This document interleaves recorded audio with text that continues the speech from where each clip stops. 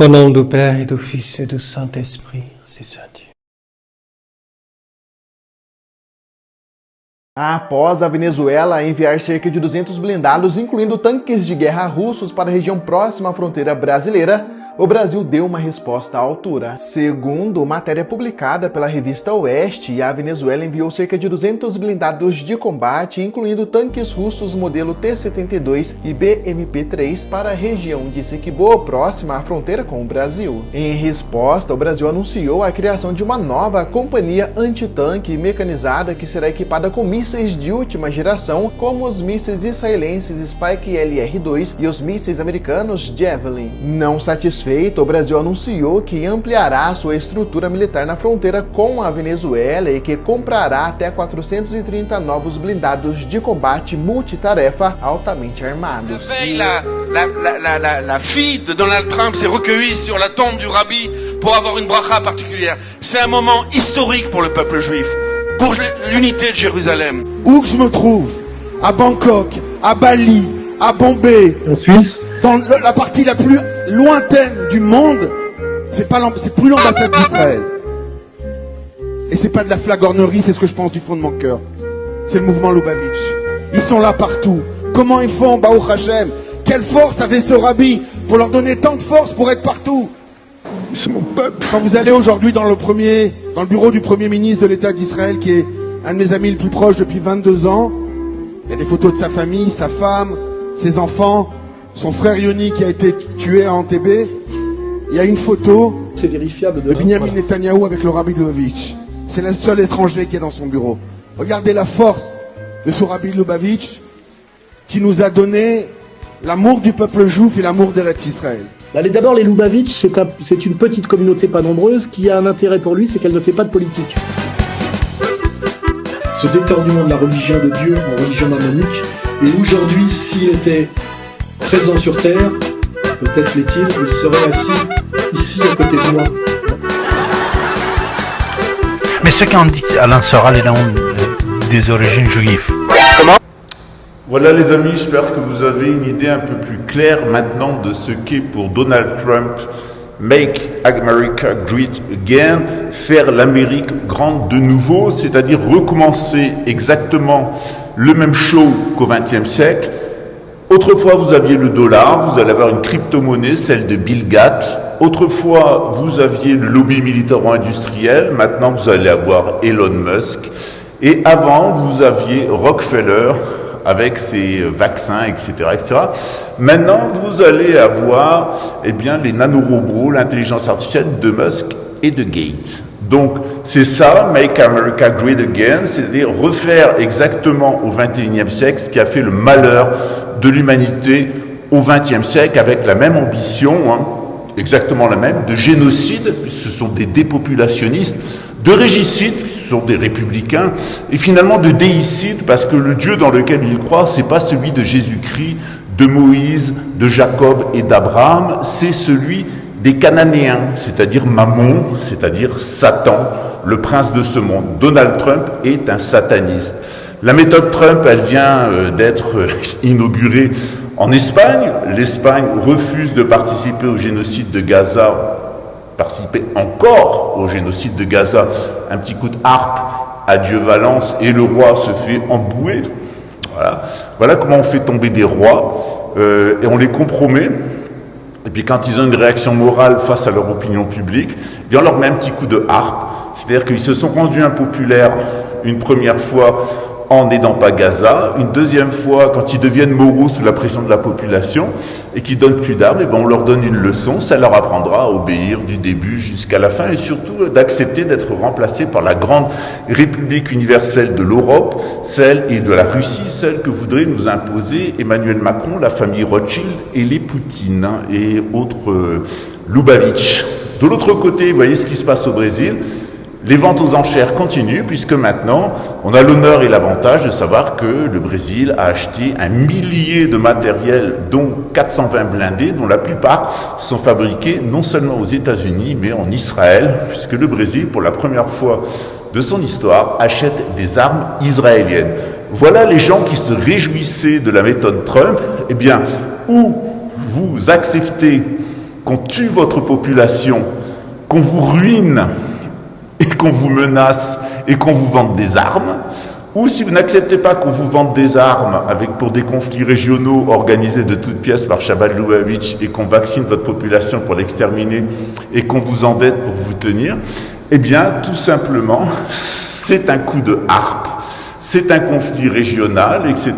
Donc, ce que fait Donald Trump, c'est exactement ce qu'il a fait toute sa vie, c'est-à-dire mentir à la population. Il n'a jamais été chrétien, c'est un franc-maçon de Bohemian Club, donc c'est un amorite, pur jus. D'ailleurs, il y a une tronche d'amorite, regardez son os sphénoïde, on dirait le docteur Frankenstein, regardez sa mère et son père, franchement, on dirait qu'il sort d'un chenil pour chien des rues. Voilà, c'est le pédigré de Donald Trump.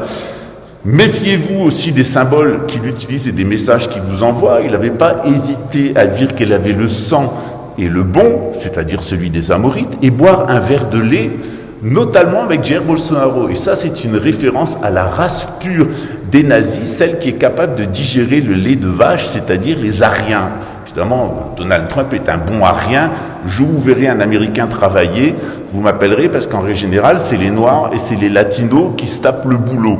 Eux, ils sont bons dans la finance, dans l'usure, dans fabriquer des armes pour nous les envoyer sur la gueule, et surtout pour nous empoisonner avec des soi-disant médicaments de la fondation Rockefeller. C'est pas nouveau.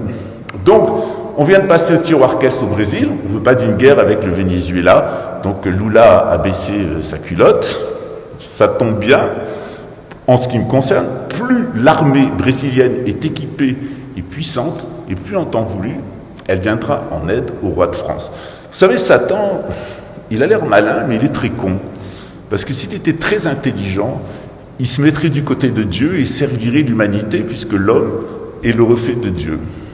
En réalité, Satan, il est très con. Voilà. Enfer à son âme. Parce qu'il est exactement comme Donald Trump, il ne vise que sa propre grandeur, et sa grandeur, elle passe par quoi? Par le mensonge, par la violence et par l'empoisonnement et la confusion finalement des espèces et la confusion de la vie et de la mort.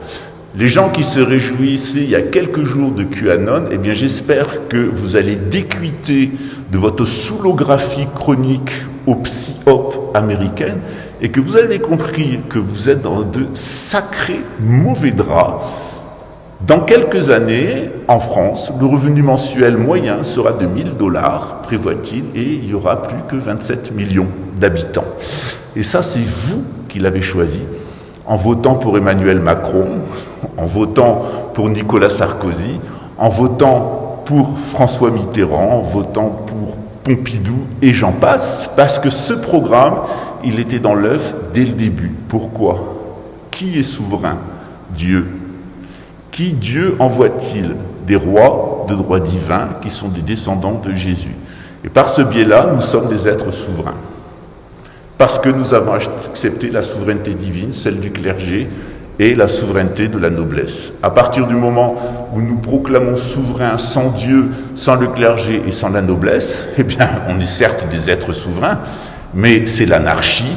Et dès qu'il y a l'anarchie, la nature ayant horreur du vide, elle propose une nouvelle organisation, une organisation satanique, parodique, celle de ce monde, qui est la démocratie et la République. Alors, quelquefois c'est une démocratie républicaine, quelquefois c'est une république démocratique, mais ne vous leurrez pas, c'est exactement la même chose. Quand je vous disais qu'au moins depuis 1789, vous avez une kippa dans l'anus.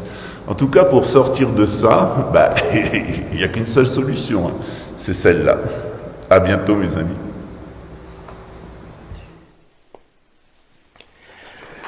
Mes bien chers frères et mes sœurs, nous sommes heureux d'être ici ce dimanche où on célèbre le 14e dimanche après la Pentecôte et aussi la fête de Saint-Louis, roi de France.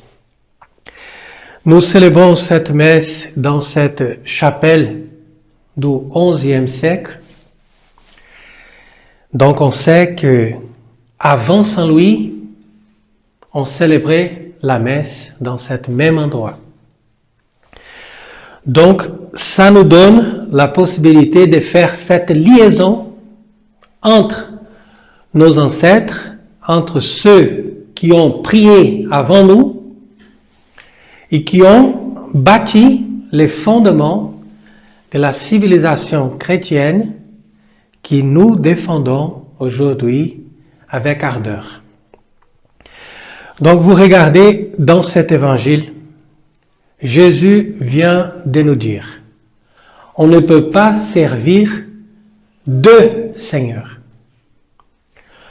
On ne peut pas avoir deux maîtres. Il faut choisir. Soit on va servir le monde, soit on va servir la parole de Dieu. Soit on va être dans la milice céleste, soit on est dans la milice terrestre.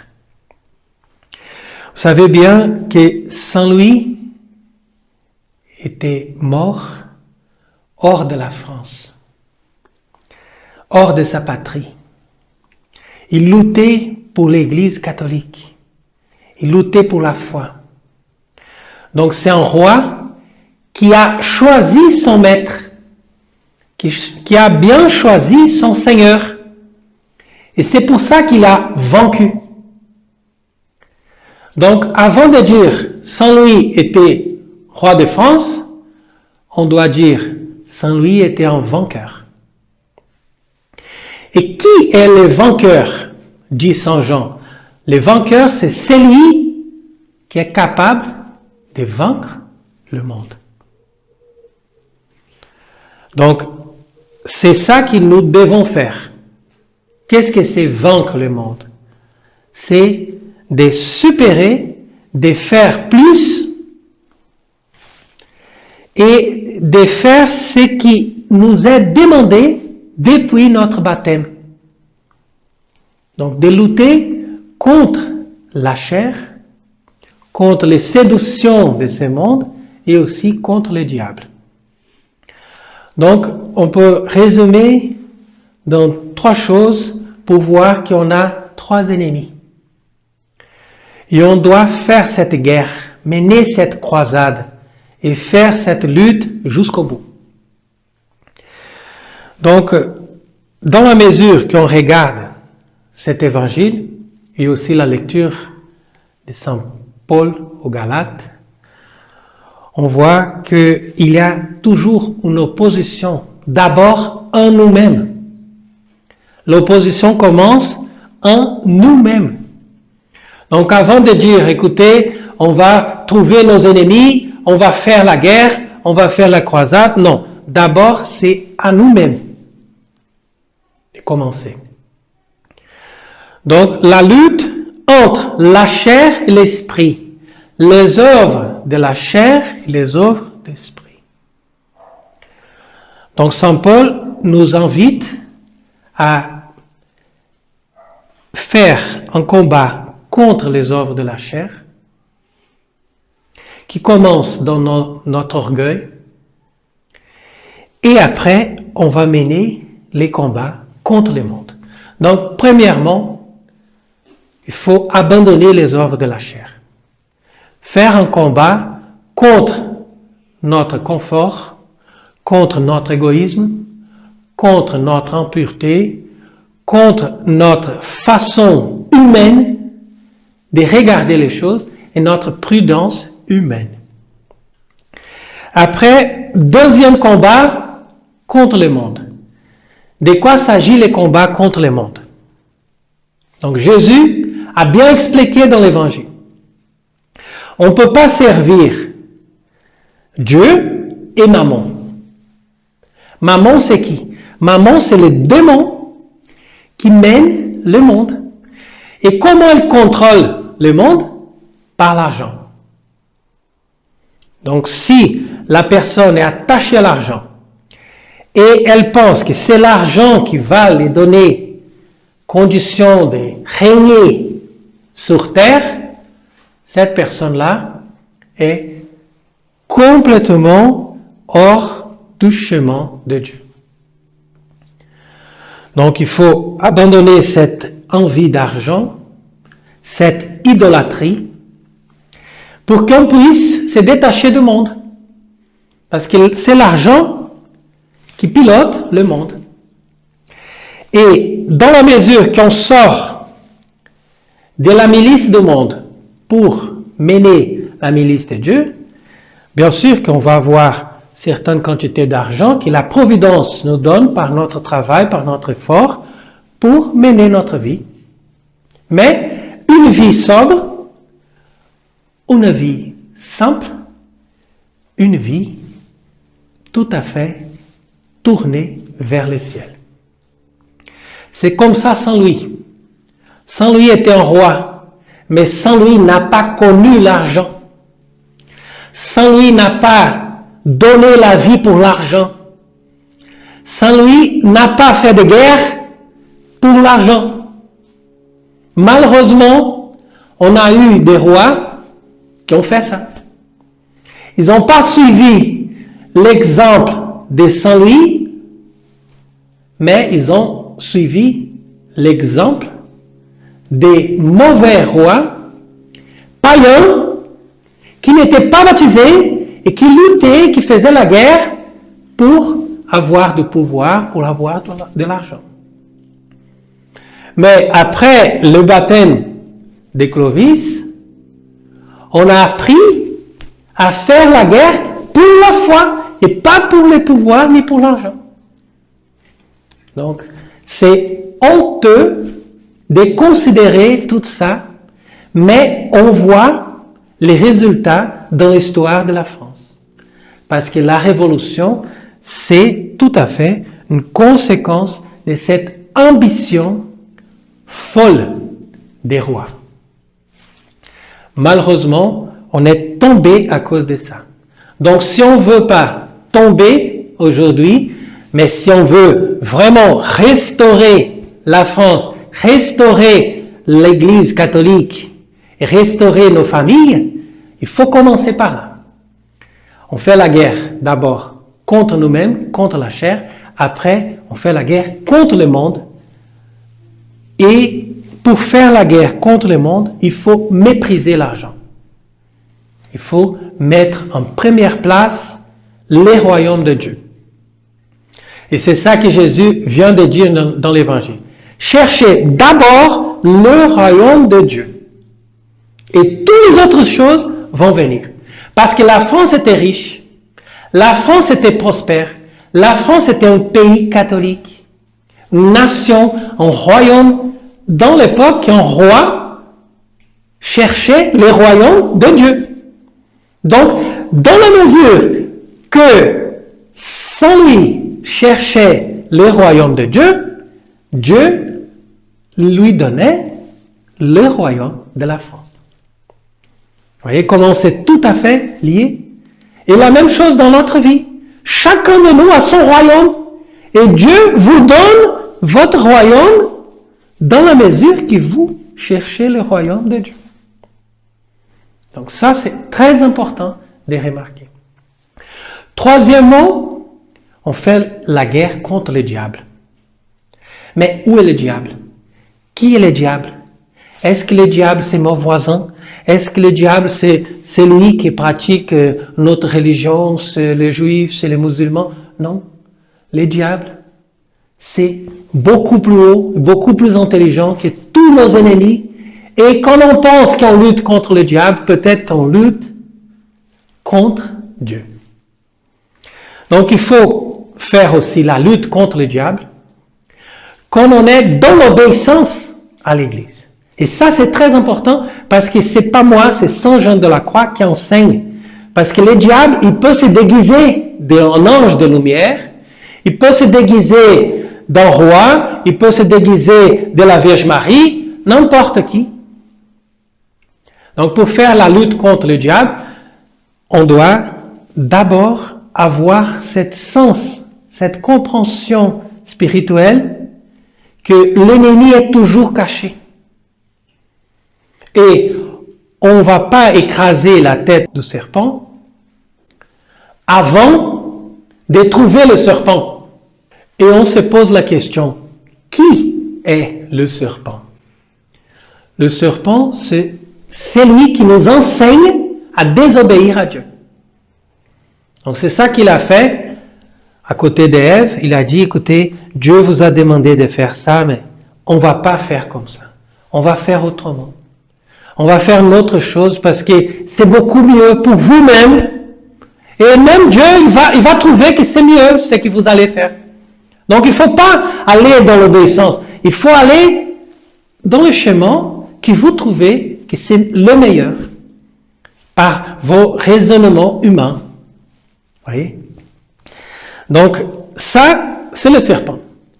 Et on lutte contre le serpent dans la mesure qu'on va obéir l'Église catholique. Tout ce que l'Église nous enseigne, on doit obéir. C'est ça le chemin pour retrouver l'Église catholique et c'est ça le chemin pour retrouver le royaume de la France.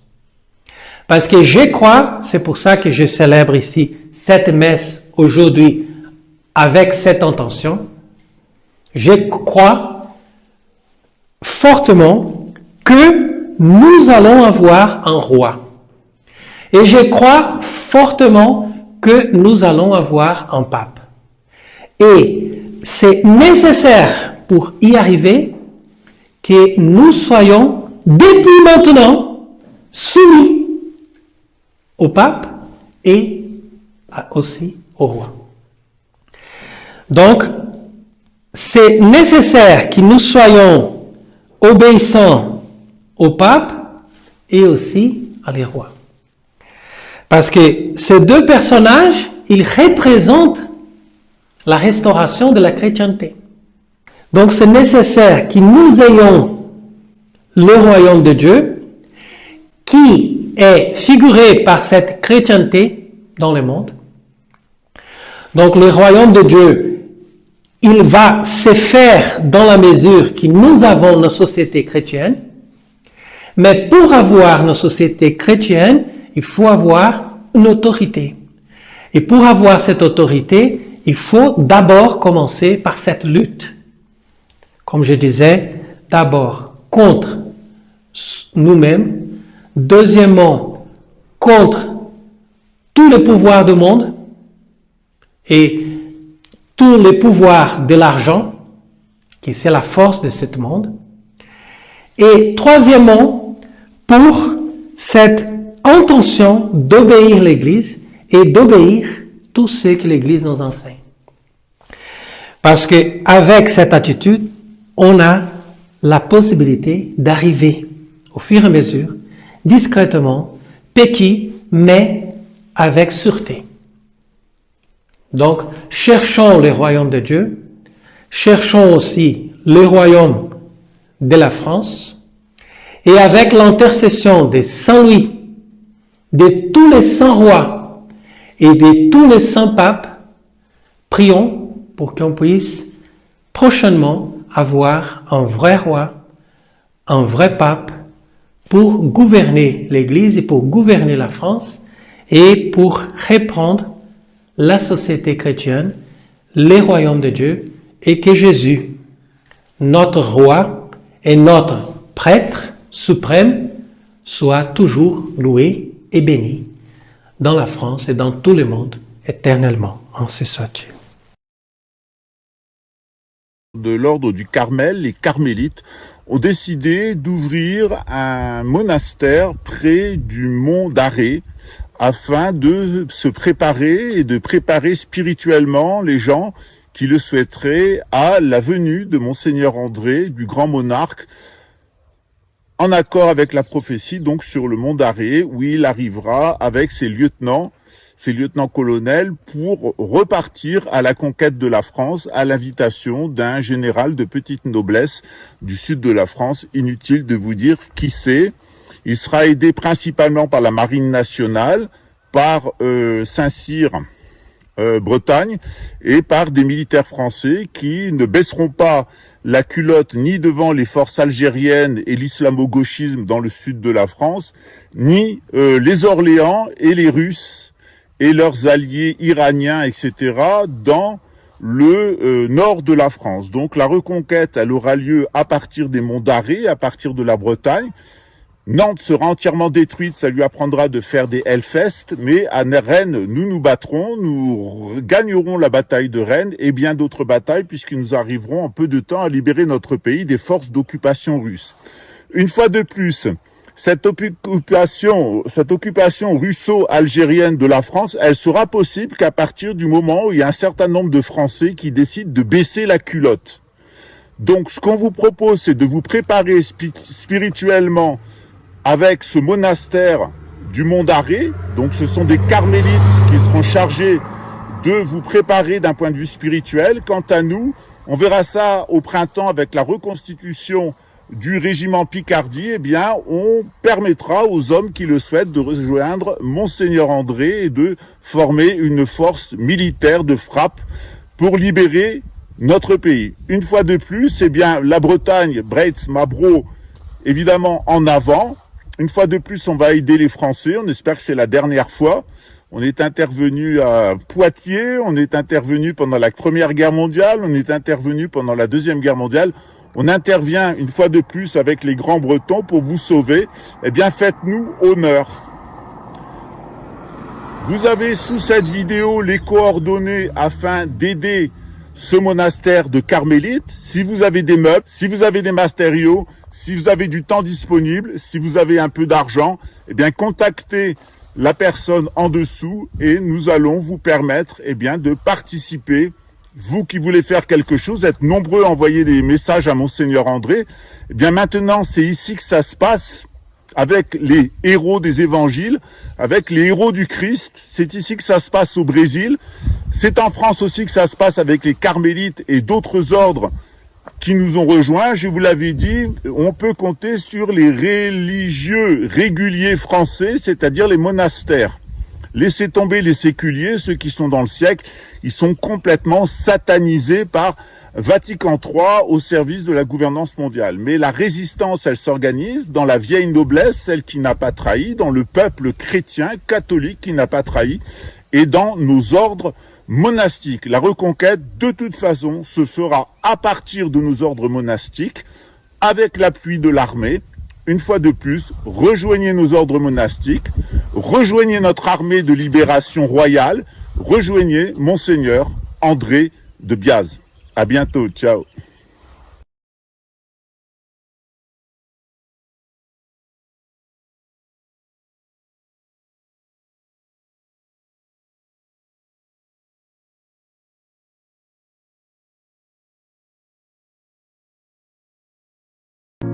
De Paris à Marseille, je te découvre. Mon cœur bat pour toi, ma douce France. Dans chaque ville, dans chaque rue, je ressens ton âme, ta vertu. De Paris à Marseille, je te découvre. Mon cœur bat pour toi, ma douce France. Et chaque jour, je te chéris. Dans tes couleurs, je trouve ma vie. Ton histoire, ta beauté, je l'écris. Mon amour, ma France adorée. Dans tes bras je veux rester. Mon amour, tu es ma fierté. Ma France, je t'aimerai pour l'éternité. Pour l'éternité. Pour l'éternité. Pour l'éternité. Des champs de lavande au coup de bretonne, je suis envoûté, ton charme zone. Chaque coin, chaque recoin raconte une histoire, un doux refrain. Chaque jour je te chéris, dans tes couleurs je trouve ma vie. Ton histoire, ta beauté, je l'écris. Mon amour, ma France adorée. Dans tes bras je veux rester. Mon amour, tu es ma fierté. Ma France, je t'aimerai pour l'éternité. Pour l'éternité. Pour l'éternité. Pour l'éternité. Pour l'éternité. Pour l'éternité. Pour l'éternité. La Seine murmure des secrets anciens. Les Alpes se dressent témoins sereins de l'histoire, de l'amour et de la paix. oh pourquoi t'es si parfaite. Je vis ma vie dans ton éclat, sans toi ici rien ne va. Je vis comme ça dans ta lumière, ma France, je suis fier. Et chaque jour je te chéris, dans tes couleurs je trouve ma vie. Ton histoire, ta beauté, je l'écris. Ma France adorée, dans tes bras je veux rester. Mon amour, tu es ma fierté. Ma France, je t'aimerai pour l'éternité. Pour l'éternité. Pour l'éternité. Pour l'éternité. Pour l'éternité. Pour l'éternité. Accord, murmure des secrets anciens.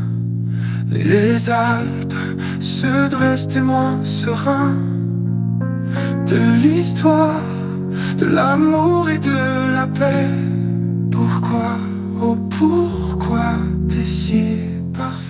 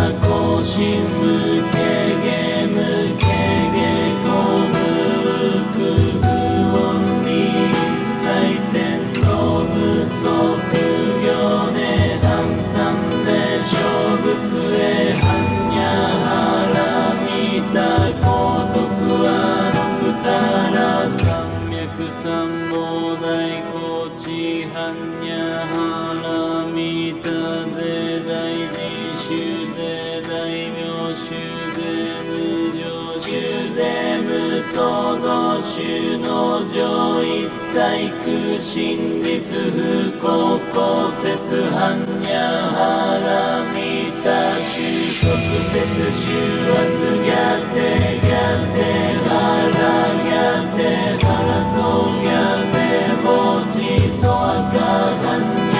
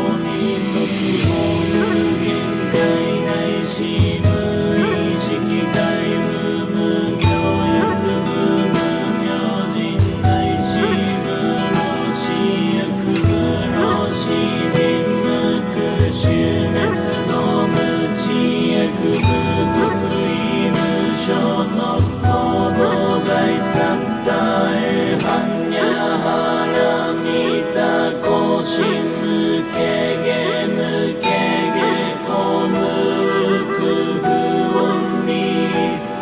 天の無足